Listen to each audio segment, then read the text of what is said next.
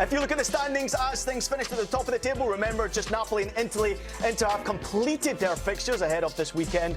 The rest of the Italian teams will compete. However, you got to say well done to Napoli.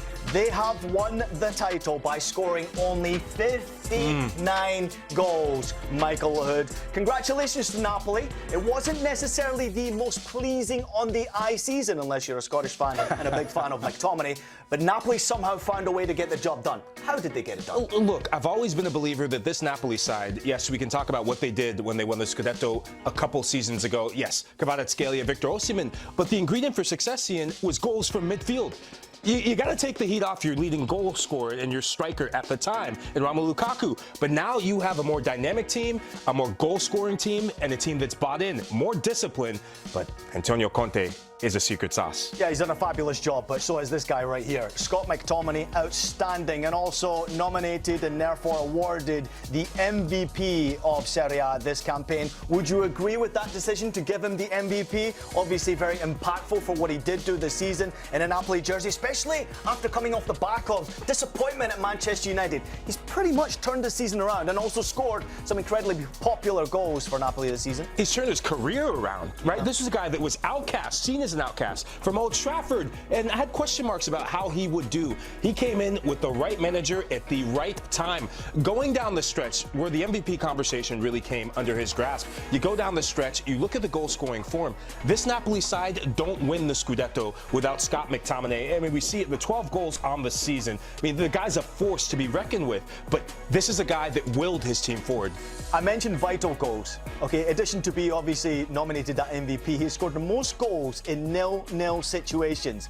8 goals he has scored to give Napoli the lead. What do you think it has been for, if we just focus on Scott McTominay and the season he has had, obviously helping Napoli to Scudetto, you have to say there's been something that Conte has done to McTominay, to that locker room, to maybe get the best out of his players. So what has he done to Scott McTominay? I never thought Scott McTominay was a defensive midfielder. Remember watching him at Manchester United with Erik ten Hag, tried to play him deeper, and then he got something out of him last season when he was playing further forward. With Scotland, where does he play? Closer to the goal. Where Antonio Conte got it right is he's got power in his legs, and there's not many Serie A midfielders, when you think of the top teams, that can cope with the mobility from midfield. He's got a knack for scoring goals and big goals. Even going back to last season, the FA Cup run-up. Manchester United, he scores against Coventry, he scores against Liverpool, right? Everyone remembers some of the goals that were scored, but he was such a catalyst in their FA Cup final win. And this man right here, Antonio Conte, what he's been able to do, restore confidence in him and so many players, especially in midfield, it's incredible. 5 titles as a player in Serie A, now 5 titles as a manager in Serie A.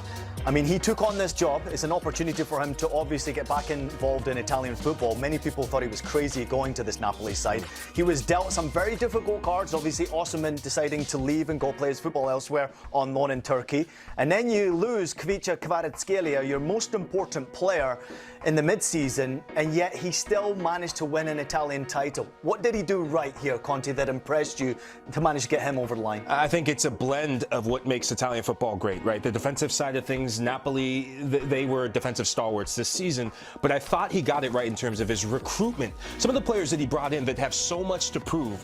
We saw him do this at Chelsea when he came in, and he's got a knack, not just for winning Scudettos. You look at what he's done to each club. You go from Juventus, they were 7th before he got there, took him to the summit. You go to Chelsea, they were 10th. This Napoli side, yet again, 10th. This guy is not just a serial winner. This guy is a culture and trend setter. He wins everywhere he goes, and he gets buy-in from everyone. Yeah, he just knows how to get it done, right? He's just that type of manager who goes to a football club and tries to make an impact. 59 goals scored, 27 goals against. There's been a number of players. Big Rom, obviously 14 goals domestically. It's the best return he's had at a domestic season since 21 when he was playing for Inter. But we've got to give some love to Khvicha as well in midfield. There's been a number of players who have really stood out. Not many people will talk about Khvicha and the job that he did do because of McTominay in that midfield area, but he was immense this season. Yeah, the thing I've always always loved about Zomo Ngisa, when you watch him play for Cameroon, he gets further forward and he gets you goals.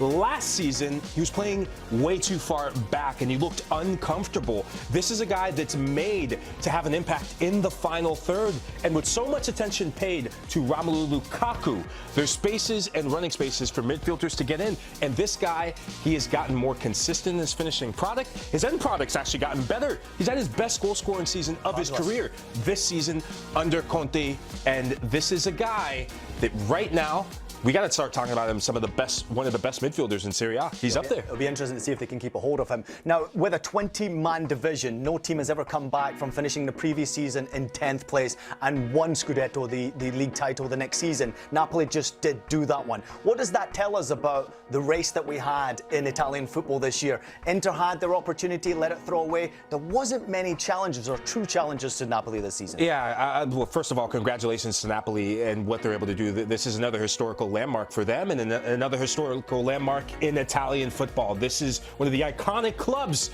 in football heritage in Italy. But when you look at the rest of the landscape, Ian, there was inconsistency. There were clubs that didn't know how to compete on multiple fronts. You think of Atalanta. They were right there for much of the season, about 2/3 of the way, and then Gasperini struck. The incident with Adamo Lookman, that really derailed their title credentials. You think of Milan. I mean, disaster of a season. They benefited from this being a poor season in terms of Serie A sides that we're usually talking about, but they did the job. They got it done when it mattered most down the stretch. Real quickly, do they keep a hold of Antonio Conte, or does he decide to move on to a new opportunity that's certainly been rumoured about recently in the media? Look, Antonio Conte, he's going to say ciao and arrivederci, he gone. Ciao for now. Antonio Conte lifts yet again another Scudetto. That is 5 times now as a manager. Congratulations to all you Napoli fans out there. We can't always talk about the champions and how they got the job done. We also have to talk about Inter and how on earth they managed to allow this to slip away. They must be desperately disappointed, Michael Hood, but tell me how on earth this happened. Yeah, look, this was an Inter side that I think many of us outside of Marco Messina, who he's feeling like the champion. He's feeling like a champion like Antonio Conte right now. Maybe just underneath that level of happiness. But this was a side that I think all of us expected to run away with the league, right? Because of how good they were last season, because how good they've been in the last couple seasons. On paper, they're the best side, most talent, and they re-upped with the likes of Marcus Thuram from last season and into this season. They had all the pieces, Mediterranean coming in, but some of their new signings did not hit. And outside of the front two, you got to go with where the rest of the goals are coming from, Ian, right? You think of Hakan Çalhanoğlu, didn't score as many goals, but still impactful. But when you go outside of that, Mediterranean missing in action. Joaquin Correa finally gets his second goal of the season.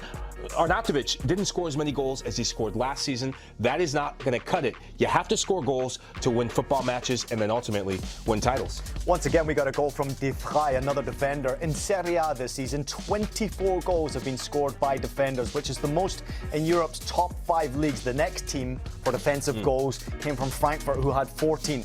That is an immense number, and it tells you there was a lot of quality from the defensive side of the game. But when you consider that the attackers only scored 33 goals, the problem's clearly evident there. This team might need a reshuffle for next season to be able to compete once again at the top of the table. Yeah, look, Joaquin Correa, I've watched him play throughout his career. I watched him when he was at Marseille. He ain't the guy. He's not the answer, right? He's on his last sort of legs. And I was really worried when I saw someone Inzaghi down the stretch. It was almost like, okay, we know we have the UEFA Champions League, but you still got to compete on multiple fronts. I started questioning what was the mentality? How much stock did they put on the Scudetto title? And I think once Napoli gave him a little bit of window, they looked like they were back into it. But I'm going to show you another stat, Ian Joy.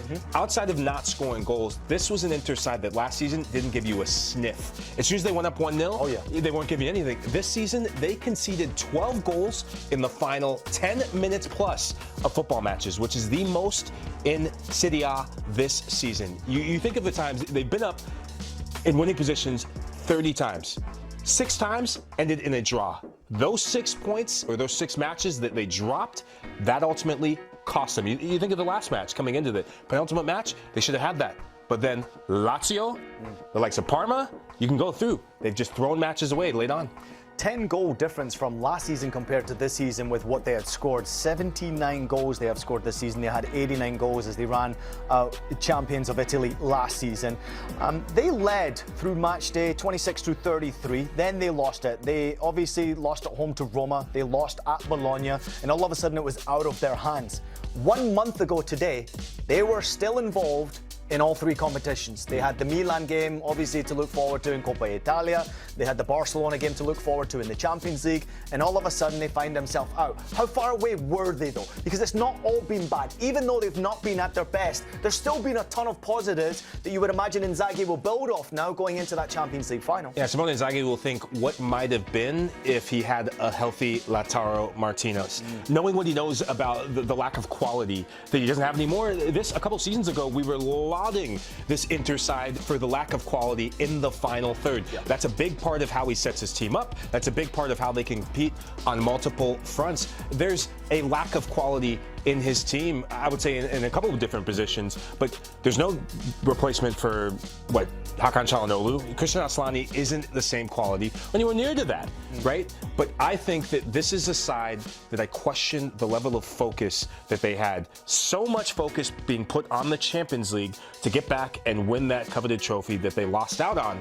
I think the likes of Jan Bisek, not the same player that he was. Jan Bisek has given up so many goals this season, and too many of those players have had bad moments at the wrong time, I think, for Inter. Is it a bad thing, though, for Inter to be focusing on the Champions League? I mean, this is an exclusive trophy that so few ever get to put their hands on. Obviously, Inter very recently in the final had an opportunity to do so, but obviously you would imagine that there would be some sort of consideration to try and save your players, especially with an aging team, for those big games. Did they prioritise, in your opinion, the Champions League over winning an Italian league and winning Coppa Italia? I mean, you see in the last couple matches, you see in this match, you only have Hakan Çalhanoğlu and not many players that are on the sideline, on the bench, waiting for the biggest match of the season now, which is the UEFA Champions League. This is a side that, after winning title number 20, I mean, that's a feat. They beat Milan to that number, which is an incredible feat last season. The next level for them to really reassert themselves as a dominant world footballing power in Europe is to get that Champions League. Yeah. They were so close against Manchester City, and I think this is a group of players. It's haunted them, and that you win the Champions League, you right the wrongs of everything that's happened this season. You lose now, and walk away with 0 trophies, and the fact that your rivals beat you in the ways they did in Milan. Yeah, it was an embarrassment. That's a failure of a season. Okay, so how do they get the job done? Obviously, looking forward to that game against Paris Saint-Germain. Now, very quickly, they have to turn the page and look forward to the Champions League, because this is the elite competition. I'm talking about the King's Cup here, the Champions League. If you win that, all is pretty much forgotten. So, if you look at the starting 11, you could tell that maybe Inzaghi is already preparing for that PSG game. So tell me how on earth they get that job done against a very dangerous, electrifying, energetic, speedy Paris Saint-Germain side who score a ton of goals. Yeah, this is a PSG side that they literally look like they cannot be stopped in terms of the mentality, in terms of their youth. But the one thing that's a strength for Inter and is a weakness for PSG, set pieces. They're one of the best set piece sides in Europe this season, and PSG, Gigi Donnarumma, we've seen him wear his Superman cape, but if he doesn't show up with the right focus, if that back line, which is undersized, to Inter, send the trees, send the ball, and notch in on a set-piece goal, then do what you did against Barcelona, defend for your lives.